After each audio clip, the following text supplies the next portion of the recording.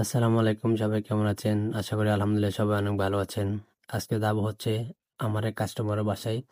তিনি গত ৪ মাস আগে আমাদের থেকে বাজার নিয়েছে, কিন্তু বাকি টাকার কোনো খবর নাই। আজকে তার বাসায় যাব।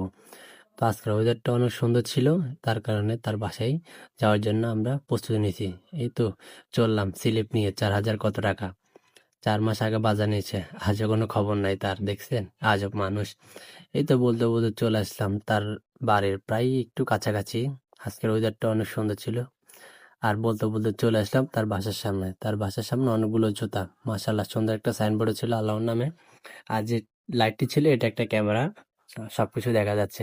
আর আমি এখান থেকে ছোট্ট করে একটা ব্লগ করে নিলাম।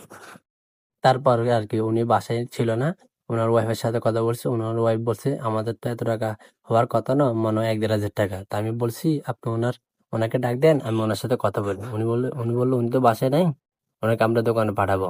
দেখছেন এগুলো আর কি। আর টাকা পয়সা আমাকে কোনো কিছু বলে নাই, আমি চলে আসছি। এখন দেখেন মানুষের কত নীতি, মানুষের থেকে বাজার নিয়ে খাইছে কিন্তু মানুষের টাকা দেওয়ার কোনো খবর